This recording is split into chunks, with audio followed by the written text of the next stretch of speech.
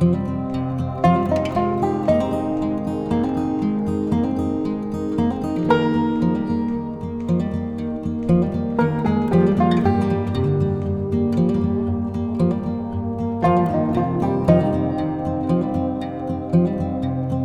so what we have here is a rifle that is pretty special to me, actually.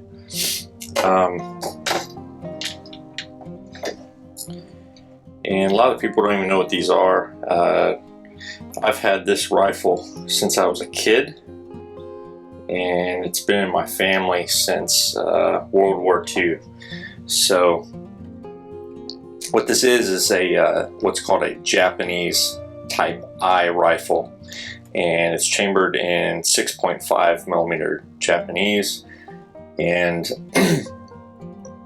my grandfather, who was in the war in the Navy during the Pacific, he did a lot of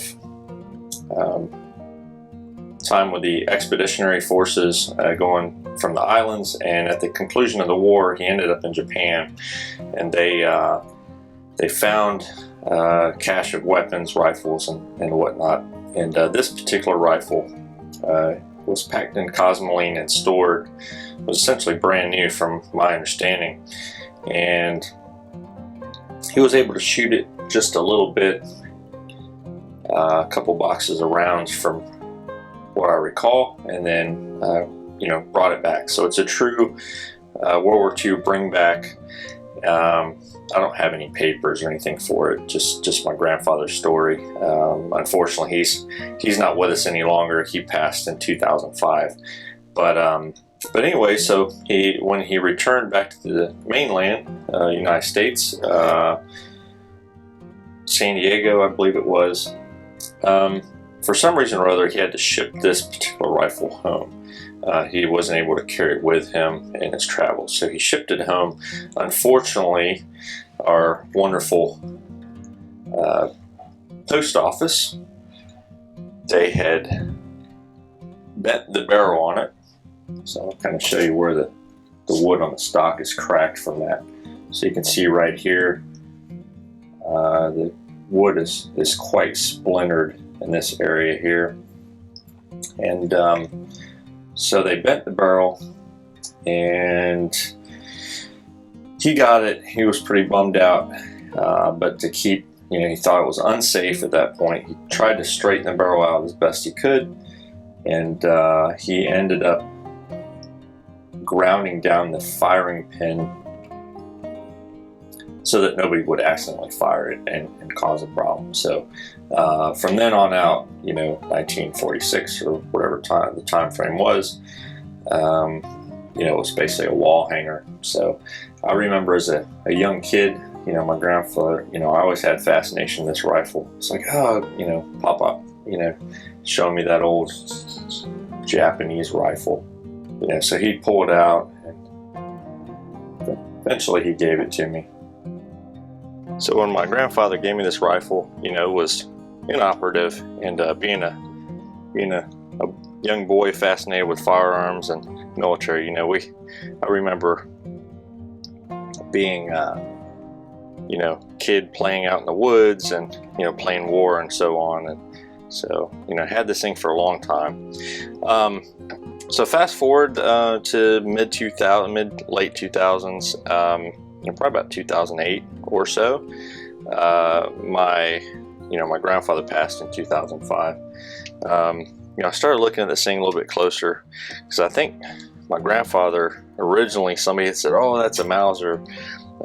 People didn't really know much about these rifles. So I started researching. I found out, oh well, it's actually a Japanese rifle, but if you look closely at the action, looks very much like a Carcano, which is Italian made. So as a matter of fact, this particular rifle is in fact an Italian made rifle. It was Japan contracted, Italy, they were part of the Axis powers to create some of these rifles for Japan.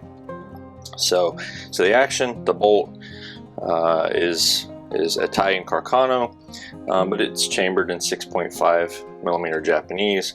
And if you look at the rest of the rifle, it is very reminiscent of the other Japanese Arisaka rifles. So even down to the split stock, you know, so a lot of the other Japanese rifles are the same way. So I figured out what it was, and I went through and I was like, well, gosh darn it, what would it take to replace the barrel on this thing to something that wasn't bent? The firing pin was not a big deal. I think I went to Numeric and was able to get a firing pin for a Carcano. Works perfect. The barrel, unfortunately, these rifles, I've actually only seen 2 of these in all my travels in person. So one at a gun show, and then one at Cabela's, out of all places. I've seen a couple online, one of which was like in mint shape, and I think they wanted something like $180 for it. I should have just bought the thing. But so anyways, to get another barrel, you have to pretty much buy another rifle. So that was not an option. So I took it to a local gunsmith, old timer that, you know, knew what he was doing, and he looked through this barrel and he's like, well, there's no creasing or anything in the barrel, and you know, he's like, I think I can straighten it out and it'll be safe to shoot. So I said, all right, let's do it. So I went ahead, straightened that thing out, and you know, got a firing pin for it. The other thing that I had to do was the front sight blade.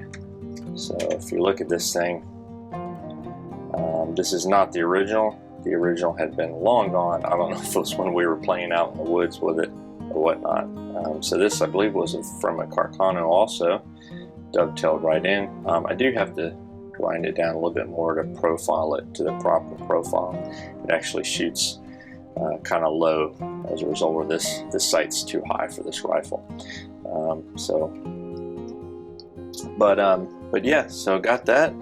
Got the barrel straightened up, and was able to make this thing back into firing condition. So I was able to you know, buy a little bit of ammo at the time.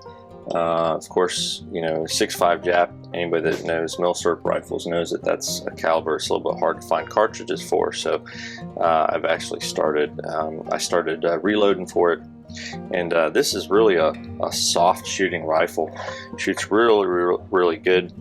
And you know, the sling on this thing is a leather sling. This is a reproduction. So this you know, I don't think there ever was a sling on this rifle when my grandfather got it. So like I said, I remember him saying it was packed in cosmoline and whatnot. So but yeah, if you look at this thing, I mean, it's got some honest wear to it. It's a marked serial number, so these rifles, unlike the Arisakas, didn't have the mum or chrysanthemum on the receivers.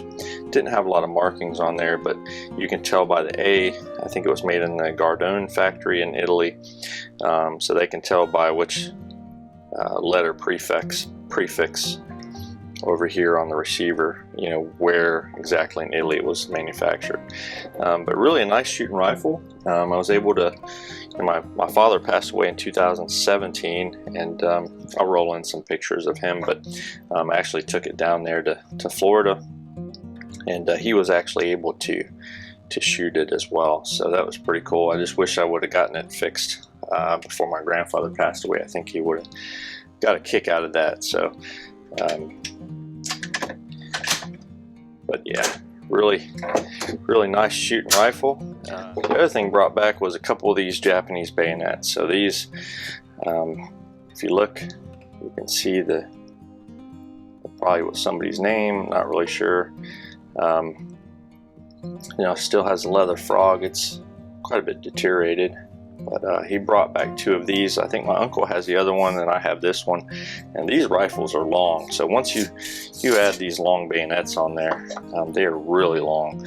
So I remember cutting trees with this thing out in the woods and just doing all sorts of stuff, you know, young boys do. So but but it's pretty cool to have this thing. You know, the history, you know, something my grandfather actually brought back from the war, I think is pretty cool.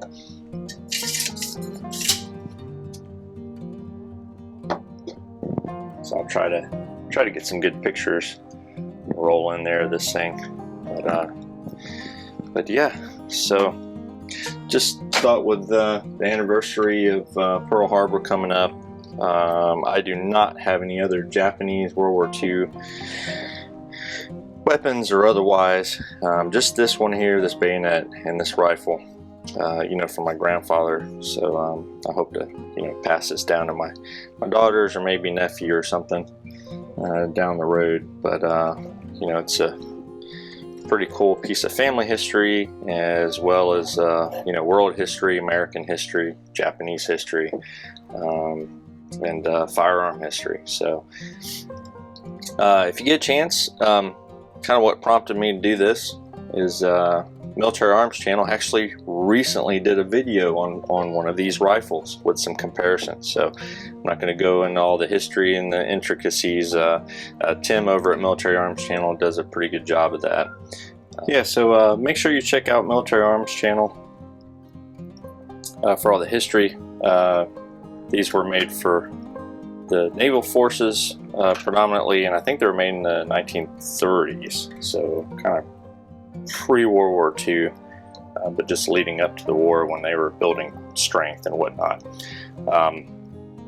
Yeah, so thanks everybody for coming along and you know, looking at this rifle with me. Like I said, it's been in the family a long time. Really proud of it. You know, hope it stays in the family for generations to come. And yeah, so thanks for watching, thanks for subscribing, and I will see y'all on the next video. Y'all take it easy.